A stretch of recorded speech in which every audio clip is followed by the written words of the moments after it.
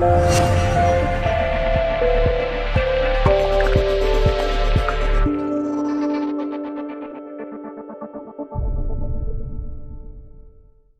Harrison, a convincing 4-0 win. Must have been a lot different to what you expected. Yeah, obviously Bangor have done really well. You know, you can't. Yeah, I wouldn't let you take away from our performance. You know, they are what they are, and we expected a tough game. And I think they obviously expected a tough game, and we performed really well. Started really well. You know, I like to make sure it's all about us, and it was. We started well. We got an early goal, which is always tough for teams to recover from, because 9 times out of 10 a team have got a plan to try and keep it at 0-0 or 1 goal in it is as long as possible. Obviously, when we got second, I think that changed the complex of the game completely. You know, they've got to come out and score. You know, can't just be waiting for a free kick, corner, something like that, or something out of the blue. They've got to actually come out there, and then obviously the game will open up. Of course, it's all about goals, but behind those goals, a ball just nearly hit us on the head. Well, it's actually Sam on the head doing the interviewing. This is live interviewing, of course. Some great goals, but also some great play behind them as well. Yeah, definitely. You know, you look at it, and you've got obviously Greg Draper done very well again, but you've got Robbie Parry, Alex Darton, and Ryan Brobble in behind there. You know, and Aaron Edwards and John Routledge. There's some fantastic creativity there, and we've got 2 fantastic fullbacks. So, you know, look, there's a lot of good players in there, good creative play and exciting play, and I think everyone showed it today. Well, it's the same question we ask you nearly every week.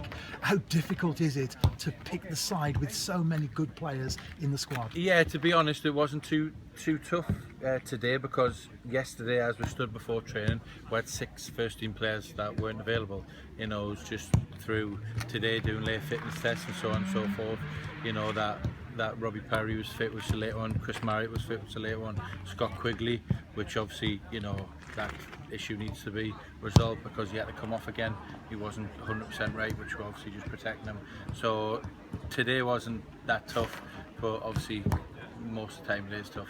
And by the time it gets to this time next week, when Chris Sargent will be injured and Chris Sargent will be fit and Wes Fletcher will be fit, then hopefully Scott Quigley will be fit, then, you know, we'll be back to full strength, and then it's a tough job for me. But I think the boys who have got the shirt today need a big pat on the back and credit them. It's up to the other lads now to get the shirts back.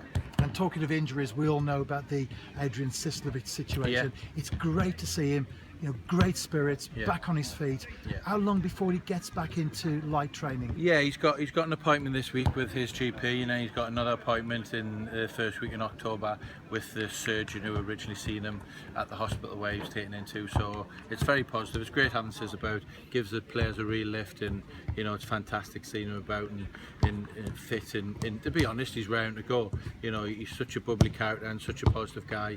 He's great to have around whether he's playing or not. So, you know, it is good to see him again and good to be amongst the lads. TNS 6 points clear at the top of the Daffabet Welsh Premier League, just 6 games played. Bala Town, the visitors, next Saturday. Yeah, it's going to be a tough game, Bala or Bala. You know, it's going to be a very tough game, be a physical game.